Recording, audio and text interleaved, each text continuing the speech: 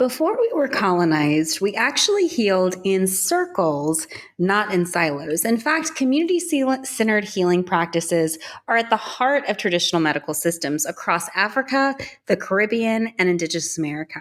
And studies in global health actually show that improved mental health outcomes by up to 63% when in a community and a group.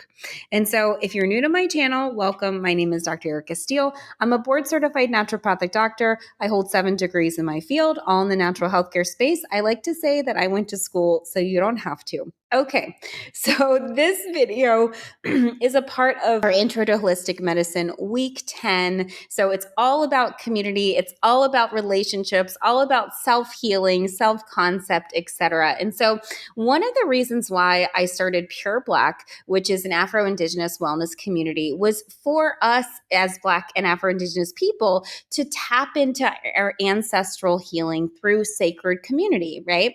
It's a completely free community, so if you're interested in joining, please. But the thing is that we are currently in forced integration, right? So Dr. Joy DeGroy spoke about that in her book, Post-Traumatic Slave Syndrome. If you've not read that book, amazing, absolutely read it. She's done a phenomenal job at putting things together. So what is forced integration? So way back when, which wasn't that long ago, we were enslaved, unfortunately.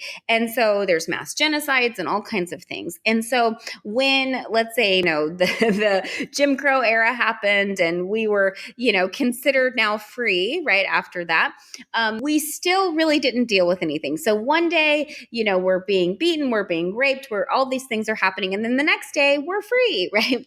And so that is incredibly challenging on our nervous systems. And so we have not deconstructed from that era of time. And as much as we think, oh, I've gotten past this or I've gotten past this, we actually haven't, especially when we're, as Black people, we're having to be in a hyper-vigilant state because we never know when another person, a white person is going to use their lever of power against us. I know for me, in my practice for many, many years, I would have white patients rip me off, not pay me, charge back on services, write totally false, bad Google reviews, call all kinds of different, agencies, associations, etc., all because I wouldn't necessarily comply with whatever they wanted me to comply with, whether that was ethical or not, right? And so I've learned over the years to really be very mindful about who I choose to work with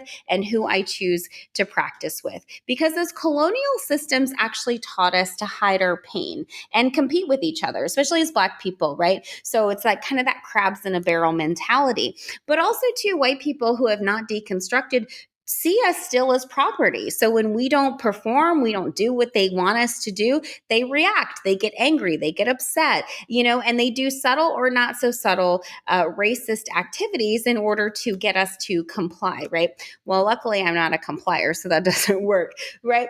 But we have been trained to keep our healing in private, right? And not necessarily work as groups and work as teams. But our ancestors knew so much better prior to colonization.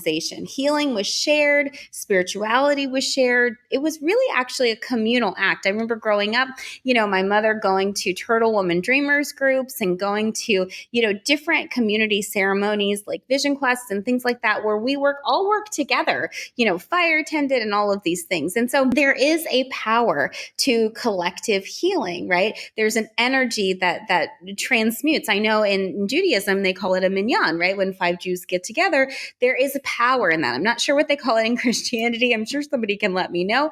But when we all get together on the same accord and we're all in the alignment, man, that is like jet fuel to our prayers. And so ancestral medicine, we get back to that. We get back to that group collective. And I know for myself and Family Constellation, working with groups, so powerful. Community was not only just therapeutic, it actually was revolutionary. So if you were interested in, our Afro-Indigenous community, Pure Black, where we really get down and dirty on the ancestral trauma, we haven't started yet because we're in the middle of Intro to Holistic Medicine. We're week 10, but as the weeks unfold, we will eventually begin to look at all of the different components available for healing, especially because as Black people, we have deep scars and deep wounds to heal from. I know myself, part of the reason why I'm in holistic medicine is intergenerational trauma, is the impact that trauma has had on me and my bloodline.